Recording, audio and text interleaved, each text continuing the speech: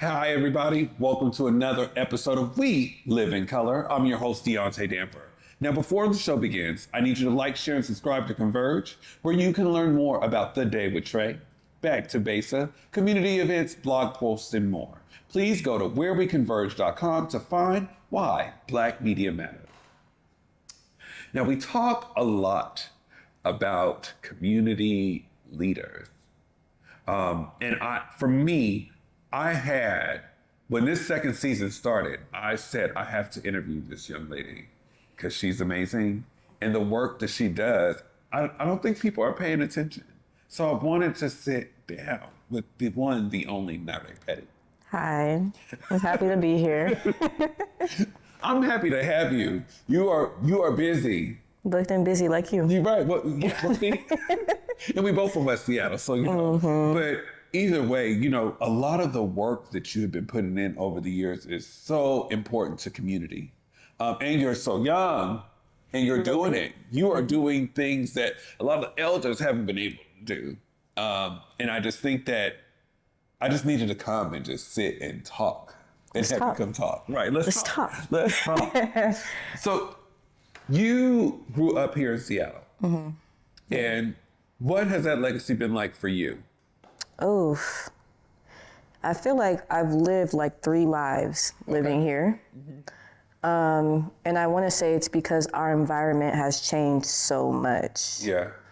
And then, of course, there's like a coming of age period where I grew up here. So I lived in the CD, and I lived in the Rainier Beach area at a very young age. And then now that I'm older and moved back from college, it's a whole different lifestyle, whereas I'm grown. Yeah. And I also live on my own in a city that doesn't feel like the city I grew up in. So let's talk about the city you grew up in. What do you remember? Ooh, okay. So I grew up, I guess it's not doxing because, we don't live there no more, but grew up on 28th and Jackson. That's where my Grammy lived. And my grandmother lived in Columbia City. And so I was always all over the city, from the CD to the South End. And man, both of my parents are athletes. So I grew up in the basketball culture. Both of them are Bulldogs in the Hall of Fame. Shout out them. So I just grew up around a lot of community and a lot of love, a lot of pride from living in Seattle. I remember going places and nobody would know about Seattle, but here we would rep it like it's the biggest city in the world. So yeah, I love growing up here. And what high school did you go to out here? I went to Garfield my sophomore year, and I graduated from Rainier Beach. Right? You graduated from Rainier Beach? Yes. What? I was student body president. Yes. I graduated from Rainier Beach. I didn't know this. Yeah, so everybody, this is a Rainier Beach special. Should have been Viking. Yeah, absolutely. And what was it like growing up in the space of Rainier Beach? I mean, at that school? So the CD at that point was already pretty much gentrified out. And Rainier Beach, I feel like, was the last place where there was a big concentration of Black folk. And ironically, that was a huge culture shock for me moving from Garfield, where we did have a lot of, we had a lot of Black folks at Garfield, but Rainier Beach was majority Black. So it really felt like I was going to a HBCU. And that's where I think I learned so much about Black history going to Rainier Beach, which is crazy because Rainier Beach gets a stigma for they don't have as much accessibility to education and so on, but there was so much culture and so much truth-telling in Rainier Beach. I feel like that's where I really grew up in Seattle to learn about the Black community in Seattle. Absolutely. And being a part of a legacy family, I would say, right? Were you pushed to do sports? Absolutely. Okay. And I hope they watch this too. My mom, her punishment was running stairs. It was running hills. My mom was a track star. And so we always had to run. My dad was also very strict. But I never played for them because that was it for me. Because you had your own identity. Yeah, like if we were told to throw out the trash, you'd be like, fix your form when you run in and throw out the trash. So that's how extreme my mom was. Oh, yeah. wow. Yeah. Mm-hmm. And your brothers and sisters play sports too. Yeah, all of my siblings play sports. We didn't have a choice. Okay. We did not have a choice. So in your areas, right, of not choosing sports and choosing you, what does that look like in the family environment? Oh, now that I think about it, I think me not playing sports anymore was kind of where my whole identity changed. Wow. Yeah, now that I think about it, I stopped playing sports on my own. I was a sophomore in college, and I was going through a really dark time. I was going through an injury, and my parents were trying to, encourage me to, heal up and play again. But I found a passion in policy, and I feel like I could have a future in that, but I couldn't separate my identity from sports. So I feel like I was going through a whole identity crisis, and I would say that was the beginning of me kind of growing up, is stepping outside of sports, because anybody that knows me and my family, they associate us with sports. Yeah. Did your parents have a hard time with it, or family have a hard time with you saying like, I want to go into like the areas of politics? I don't know if it was, I don't think it was a hard time for them. I think it was more of a hard time for me, because I knew at that point I'd be on my own. Like, I never had to worry about getting a trainer. I never had to worry about getting a mentor for sports, because I had that in my own household. I wasn't sure how I was going to navigate going into policy with nobody, without a mentor. Yeah. And it was scary for me, because I want to make my parents proud. And I feel like if I didn't have any guidance, I wouldn't be able to show up the way I want to. So I feel like I was navigating a lot on my own, shifting out of sports. Yeah. Mm-hmm. And as we shift, right, and you go into politics, I feel like politics is its own segment. So what we're going to come back and we're going to get into some politics, okay? Okay. You're watching We Live in Color. Hey everybody, this is DJ OG1, co-founder of Portland's Hip Hop Week celebration, August 20th through the 26th. An entire week of celebrating the culture. And we have a special event called Hip Hop Wine and Chill, where we'll be celebrating and honoring Seattle's own Converge Media, Basic Gordon, and Amari Salisbury. Portland Hip Hop Week, August 20th through the 26th. For more information, log on to pdxhiphopweek.com.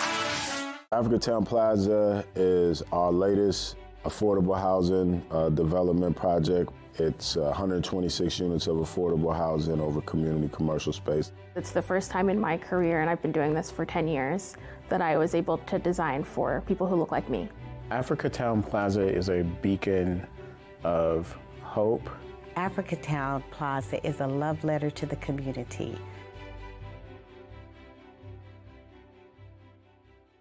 Hey.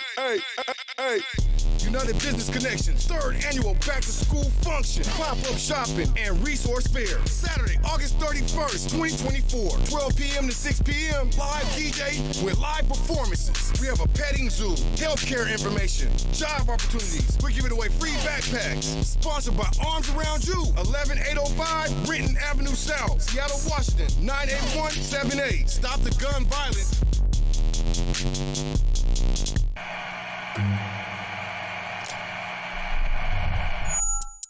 Hello, welcome to Elite Insights with Carlos Imani.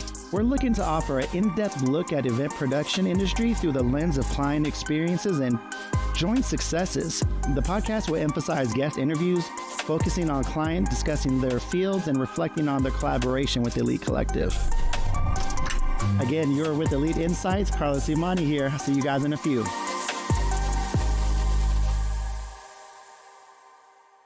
Welcome back to We Live in Color. I am here with the wonderful Nirae Petty.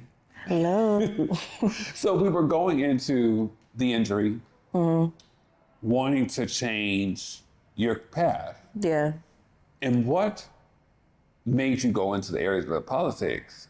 Ooh. That's a big jump. It is a big jump. So my major when I was playing sports, which made it really hard in the first place, was I was an environmental science major. And I was really passionate. I grew up gardening a lot, which and growing up in the CD in the South End, and then I went to Montlake Elementary School, I saw the huge disparities between the different environments between our different neighborhoods. And I was like, this doesn't make sense. We're all within 20-mile radius of each other. Right. What's going on here? So I had a lot of questions growing up. And when I was majoring in environmental science, I saw terms like food desert, right? Food deserts aren't natural. They're all created by poor policy planning, right? I wanted to know what parts of our environment could be changed just through putting the right people in the right spaces to advocate for themselves.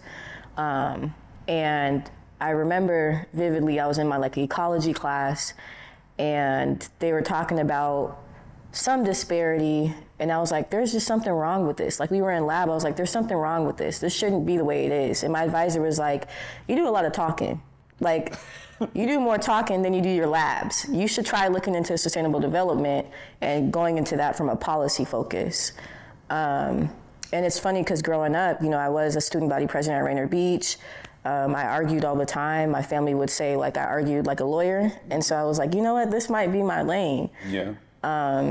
And so I spent a lot of time being way more passionate about policy change. And this is when I was going to school at Western New Mexico.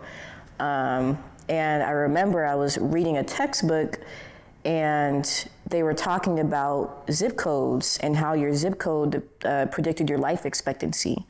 And 98118 was on there as one of the most diverse zip codes, but also had a very distinct life expectancy from a zip code very similar or very near, which was Bellevue. Mm-hmm. So at the time I was learning that people who lived in Bellevue could live up to 7 years longer than people who lived in the South End. Wow.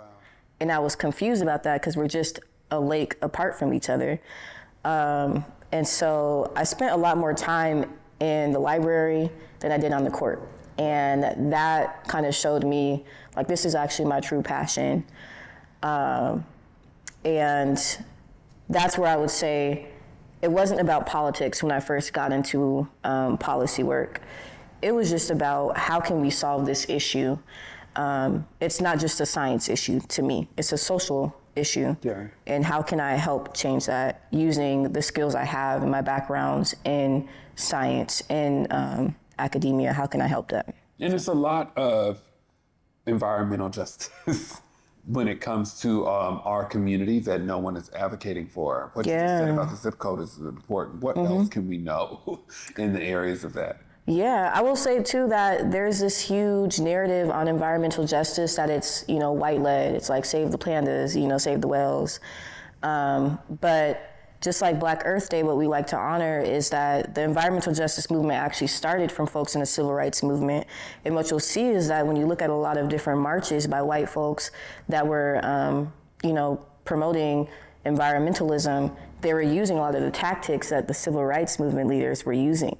So, champions like Robert Bullard, Hazel Johnson, a lot of the environmental justice movement started because a lot of Black communities were speaking out against being placed next to toxic waste sites or not getting the same environmental opportunities or healthy environment lifestyles as their white counterparts.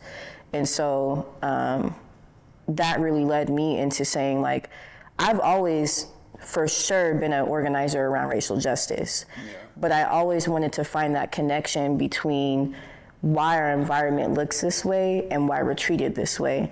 And it's because at the end of the day, how we treat our environment is how we treat people. So, yeah. Okay, that's a word. You're going to have to clip that. and that goes into a lot of the work that you've been doing over the years. And for people that aren't familiar with her resume, I want you to give it to somebody. Okay. I talked about my school. I changed to sustainable development major, got really deep into policy and ended up going back home after I messed up my ankle and went to Central Washington. And during the pandemic, I decided to take pre-law online. And while I was in school, I started working at the Urban League of Metropolitan Seattle. And I started there just as a receptionist. But I think a lot of the leadership there noticed that I was very passionate about policy change in the community. And so eventually me and my coworker, Maya, we started the Advocacy and Civic Engagement Department. Maya Mathis, for those who aren't familiar. Manis, Maya Manis. So yeah, we started while she was in law school and I was majoring in pre-law. We spent a lot of time building that department because we felt like, especially a civil rights organization that big, should have a foot in the door of a lot of policy conversations. And so we wanted to take advantage of the resources that they had and do some organizing. How important was that to kind of like change the trajectory? Well, elevate the trajectory, because it's not, it's been great work, but how important was it to change that and to look at it in that lens? Man, I can go on and on about the culture of nonprofits and how there is always some gap between nonprofits and the community they serve. And it's not always the nonprofit's fault. It's usually a systemic issue.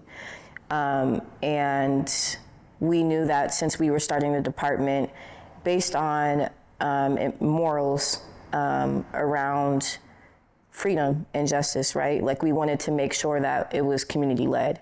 And so a lot of our department is very different from a lot of the different departments at Urban League because we capitalized on our community connections, because you can't organize for policy change without community.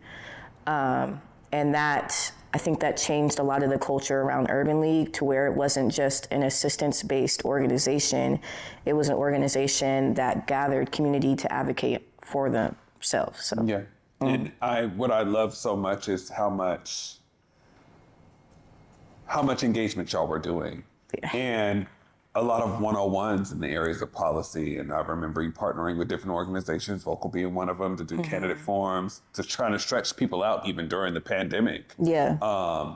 In the Black Earth Days that y'all have that you've helped orchestrate and start to put on. So I really love a lot of the foundation that you, and the 18, I'm gonna just say the 18 folks that I know that helped organize that. Yeah. And with doing that work, that goes into some of the work that you're doing now. Do you care to? To talk about commerce? Yeah. Yeah, so I will say, also shout out Urban League too, because like I mentioned, I was very alone in my journey in policy and politics. And they were giving me the space to learn on my own while still building that department. And getting folks on my team that were also kind of new to the space of organizing, but they had that background and that passion. And so we did a lot of professional development while we were there. And eventually I felt like my time was done and I really wanted to get more into agency accountability. Initially, I wanted to go to law school. I wanted to be a lawyer and have my own firm. There's not a lot of environmental justice lawyers. But the more I organized, the more I realized how even no matter how many bills you can get passed, it really matters how they're implemented. And so I kind of wanted to get some experience from inside an agency and see how I can help change how bills are being implemented so that they can actually be effective for a community. And so now I work at the Department of Commerce. I am one of 2 equity analysts at Commerce. And my job is to help with policy implementation and then also to help with our data management. There's a huge issue for the Black community when it comes to data because data influences policy, but we don't have as much opportunity to help make sure that the data really reflects what's going on in our community. So I was just really hoping that with this position, I'm able to open doors for a lot of, and not just Black folks, BIPOC folks, LGBTQ folks who are just underrepresented to really get the representation they need within the community or in the agency. And I appreciate that because you are looking at the whole diaspora of community and, being from some of the diasporas of communities that you stay, primarily LGBTQIA, how important do you think it is to make sure that we attach LGBTQIA folks to data? I think data, at the end of the day, data is supposed to bring truth, right? And you can't make effective change if the data is not accurate. And identity is a very sensitive subject because it's so intersectional. And a lot of times you can apply a policy to help a certain community, but it might not be helping everybody because you're not looking at the different layers of somebody's identity. And so, I mean, when you look at policy implementation, sorry, super loud. It's okay. When you look at policy implementation, it's not always going to work out for everybody, but if you make sure that you're accounting for everybody's different identity, it usually will. You can make policy very equitable and you can ensure better outcomes if you actually look at somebody's whole identity. Okay. And you said there's a lot of different intersections to identity, right? Yeah. How do you identify? I identify as young, Black. I am pansexual. What is pansexual for people who may not know? Look, I don't want to get canceled, so I'm just going to say what I identify as. Yeah, and that is okay. And that is okay. I don't, I am attracted to people where it's not subscribed to any gender roles or, I would say my attraction to folks is non-binary. If I'm attracted to you, I'm attracted to you, and I love you for all you are, not just what I want you to be or what society expects you to be, so. Girl, that was beautiful. Thanks. That is beautiful. Love letter. Okay. So we're going to take one more break. We're going to do the We Live in Color tribute right here on We Live in Color.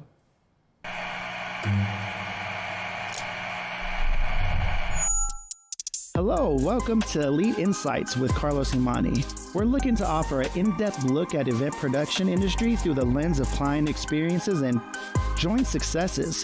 The podcast will emphasize guest interviews, focusing on client, discussing their fields, and reflecting on their collaboration with Elite Collective. Again, you're with Elite Insights. Carlos Imani here. I'll see you guys in a few.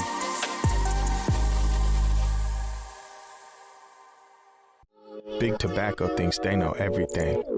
They think they know you, your community, the places you go, the way that you spend your time. They think they got you all figured out, down to a formula, a calculation based off of numbers of what they think they know. Show them they're wrong. Learn more at theythinktheyknowyou.org.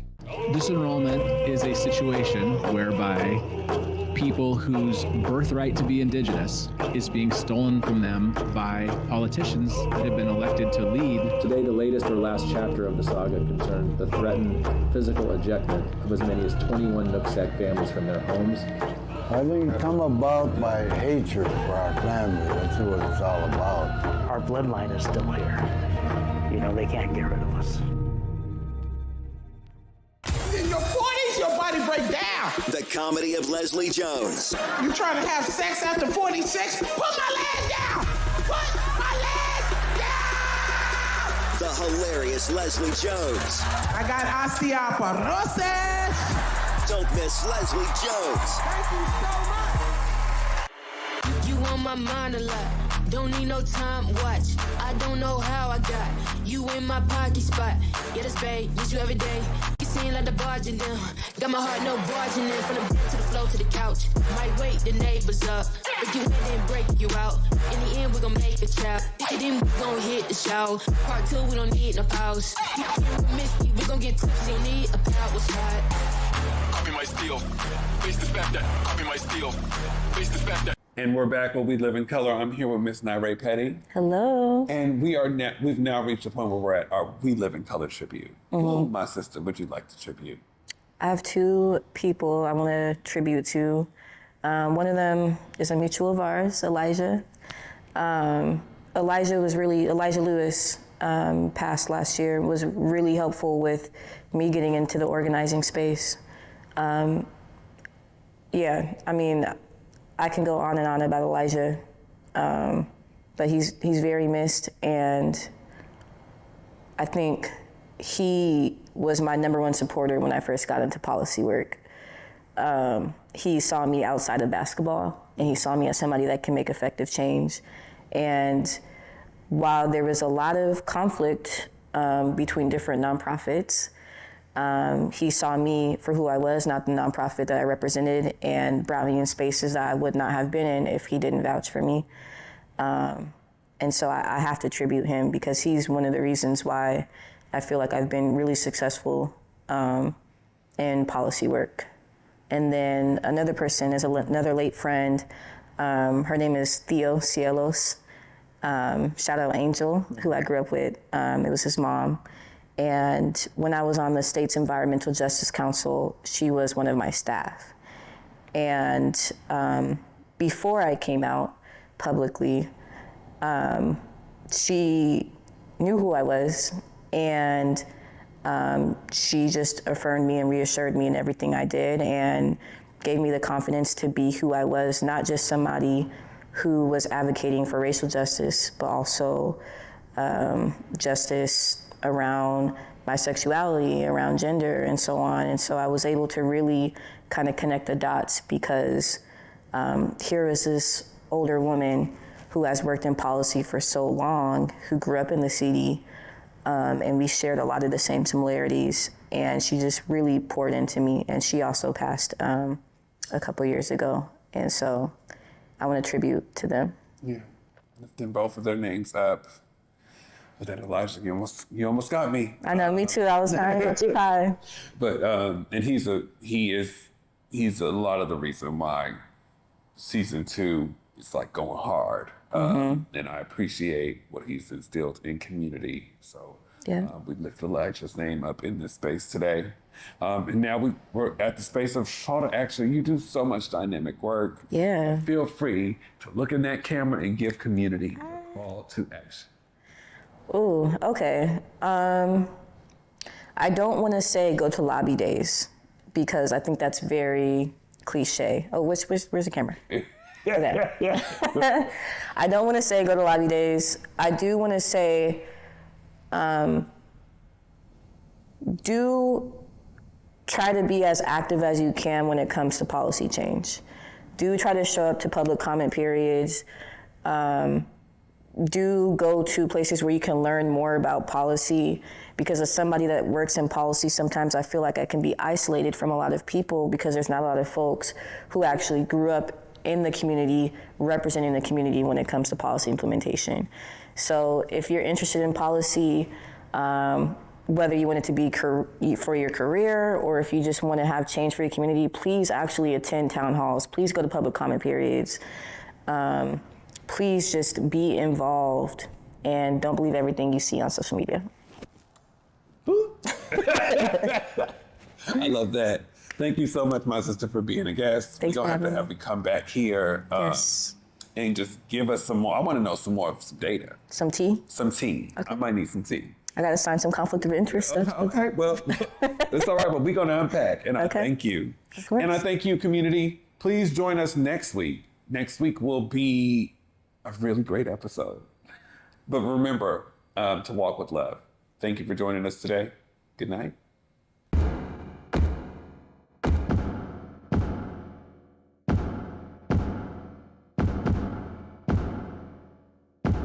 Hey everybody, Deaunte Damper. To learn more about our blog posts, community events, and more, go to whereweconverge.com.